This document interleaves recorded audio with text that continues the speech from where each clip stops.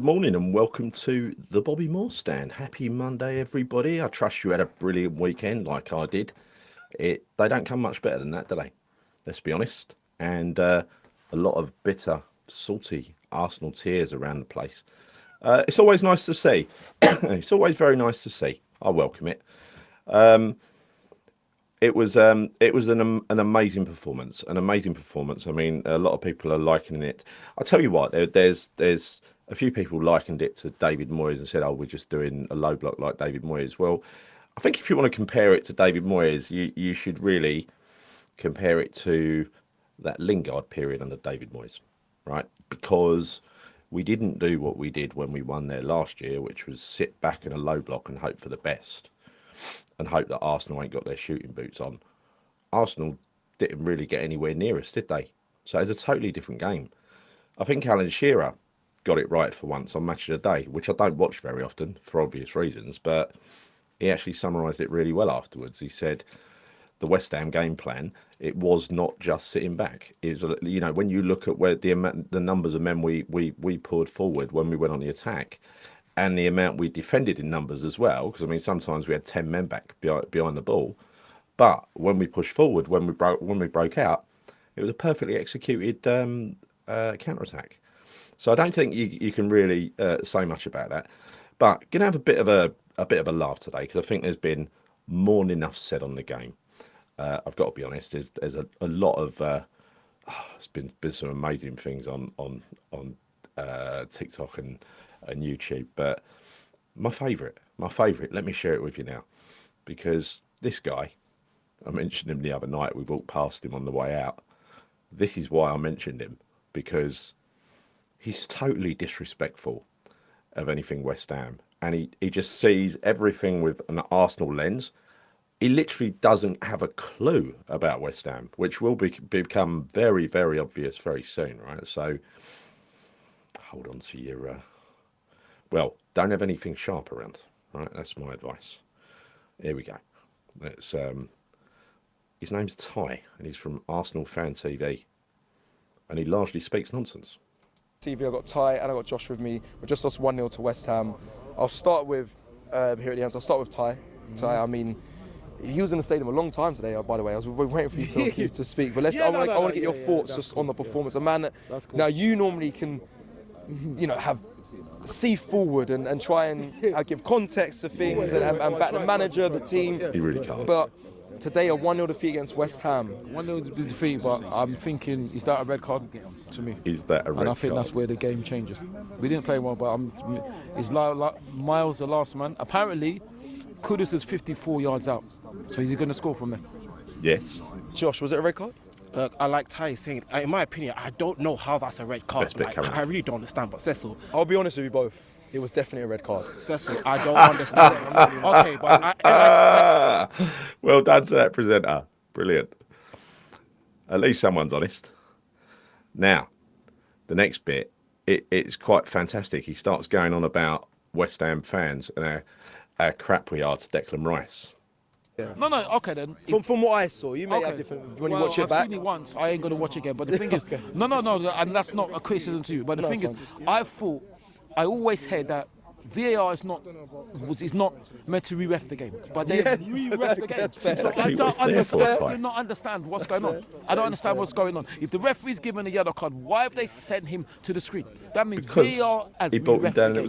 And we've always been told by the powers that be, PGMOL, that VAR doesn't re-ref the game. So what is it then? That's what I mean. You know what? Exactly what it that is. was a statement that Howard Webb gave for the Marzo Scary red card against Wolves. He said they don't want to. Right. They're trying to not let. Yeah. Is this a bit? Bag off Declan. They're just disgraces. I don't know why he played for that club, because I think he's ridiculous. What the man done for them? They're still slagging him off. What is this? He shouldn't have signed for them. He should have signed for West. He shouldn't have signed for them. Declan Rice shouldn't have signed for them after all he's done for them. Now that, I think, shows you what an ignorant prat the geezer is, right? Because, as we all know, Declan Rice didn't create West Ham. West Ham helped to create Declan Rice. We picked him off the scrap heap when he got booted out by Chelsea. He signed for West Ham, but then we put his career back on track, Ty, you know? You wouldn't have Deck. Deck wouldn't be a thing. You wouldn't even be uttering his name if it wasn't for West Ham, the mighty West Ham. It goes on. I won't put you through it to say that West Ham aspire to be rivals with Millwall. I don't think we aspire to be rivals with anyone. People choose to be rivals with us, and people choose to tell us, like Spurs and Arsenal, how we're not their rivals. No, we ain't their rivals. Better than you.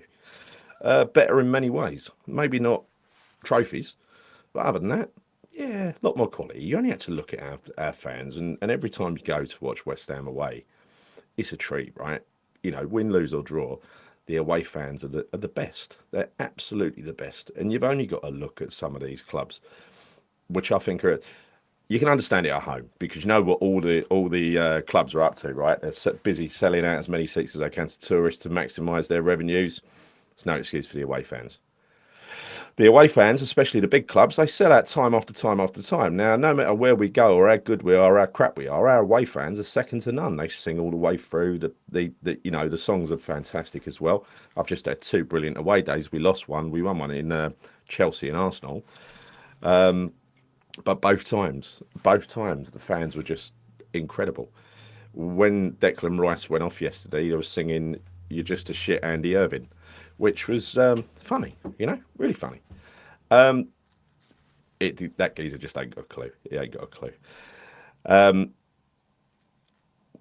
We see it too often down at our place, the likes of Arsenal, the likes of Man United, Liverpool, these so-called big clubs. They'll come down to an away game and they will literally sit in their seats until a goal goes in. And that is literally the first time they get up.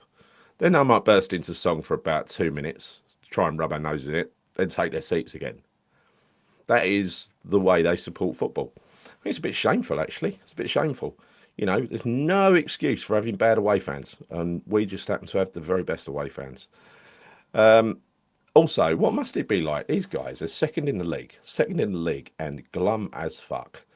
They've still got an outside chance of winning the league. He goes on to say, "Oh, we should throw it away now. It's all over." What? What is that all about? It's just they've had it so good for so long, and let's be honest, it's a reason why a lot of these people actually support the club anyway, because they expect to win stuff every year. That kind of helps to top up their personalities a little bit, I think.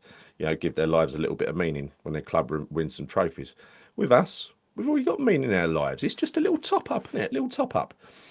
But their highs, they have more lows than we do, if you think about it. Because literally, unless they're winning a game, if they win a game, they expect to win it, and that is normal.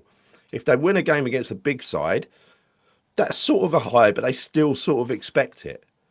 The only time they actually get a little high is when they win a trophy, and that's for a couple of seconds. Because if you remember, I think Wenger won 3 FA Cups in a row, and they were saying at the time he's got to go. Well, I think you're paying for it now. Paying for it now, boys. Unlucky.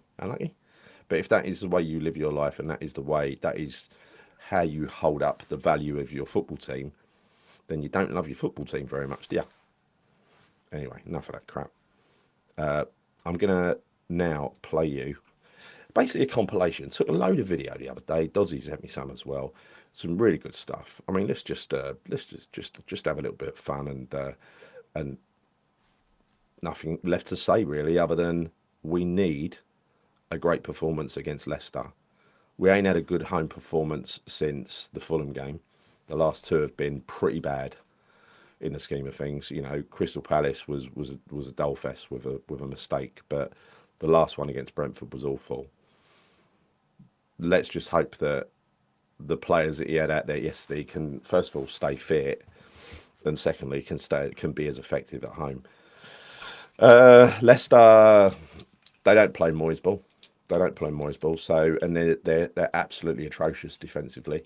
So I think there's plenty of joy for us there. Let's face it, even under Lopetegui, we should have beaten them about 3-0, 4-0. End up getting beat 3-0 or 3-1, whatever it was. So, let's hope that our form comes back to life, because we win that one on Thursday and suddenly the league looks like a very different place, doesn't it? That's we were talking last week about where we were going to get the wins from. And, you know, we picked out, we needed 3 to guarantee safety. You know, if we suddenly pick up 2 of those in the first, you know, in the first 2 games, then suddenly you can start setting your sights a little bit higher on maybe top 10 or something like that. I'm not going to start talking about Europe, don't worry. That's stupid talk, but I won't rule it out in a couple of games' time if we carry on winning. The good thing is we are fantastic away from home. If we can just match that up with some home form as well, a little bit more fitness for Evan Ferguson, you know, we could be a force to be reckoned with. That was a fantastic performance yesterday. I've got to say, he didn't get enough plaudits last night, but Todibo was picked out on Match of the Day because it really was a stunning, well-controlled performance by him. Really well controlled. He's really happy in that system. He's like all the other defenders, and apart from Mavropanos, who again screwed up at the end. But he is top draw. He is top draw to Debo. I'm convinced of it. Absolutely convinced of it. And it's like this wet dream of having Aguerd come back from exile next year. You know, wanted by Real Madrid. Don't forget. Not going to be expected to sit back and you know, defend the penalty box for 90 minutes. His pace will actually be a factor. It'll be a factor in that. It could actually be the most perfectly balanced back 3 in the league with Kilman, Aguerd and him. I mean, he left under a cloud. He didn't like it at West Ham anymore. I don't know if it was he didn't like it at West Ham or he didn't like the manager, but it's going to be a tough ask. But just imagine if that happened. Wouldn't it be fantastic? So, but having said all that, Cresswell put in a great performance. Can't really criticise him for that. I think he might be getting another year because he doesn't look finished yet, does he? And it could be a good backup plan. It shouldn't be first choice, but it's good to have there in the squad. Argument can be made for Soufal on that as well, because when you look at the sheer volume of players we've got to ship out in the summer, or we're going to lose, there's a lot of work to be done. And I think if you've got an easy win like that, you might take it just to fill a squad place. Because let's face it, those squad places are going to get used, right? It's important you have a decent, you know, quite a deep squad. But anyway, I'm going to finish now. I'm going to leave you with a compilation of all the best bits of the videos that I took, just so you can relive it one more time and share my view from the posh seats.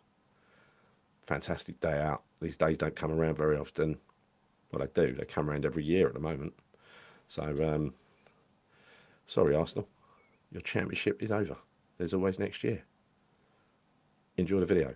Come on, your ends.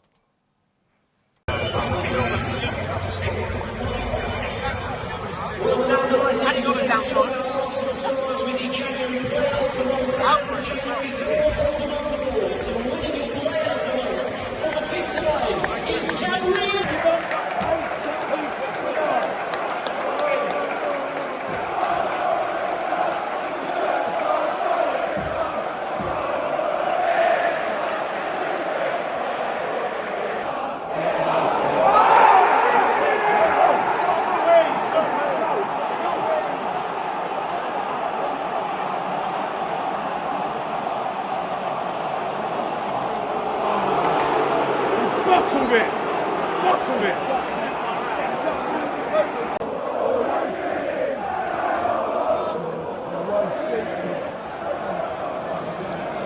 Got away with murder, almost literal murder there.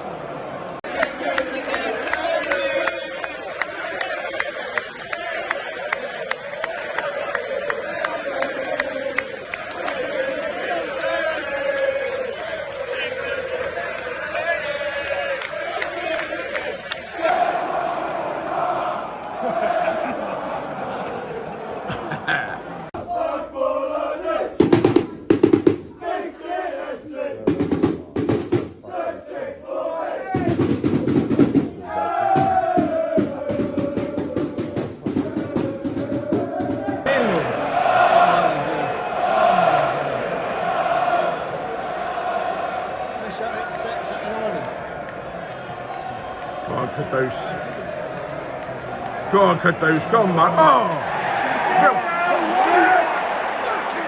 What is he doing? So obvious.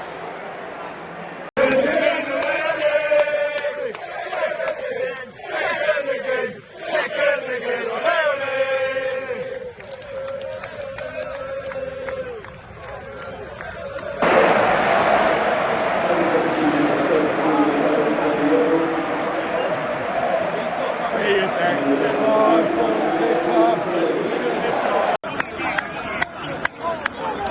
So about 2 minutes of extra time. And we all know it won't last. Who gives a shit? From second again, ole, ole, ole, to champions of Europe, we know what we are. Unbelievable. Listen to it. 1-0 to the Cockney boys, 1-0. This is why I go home and away. It's the hope that gets you every time. You tell me where they got 8 minutes of added time from. Unbelievable. 8 minutes.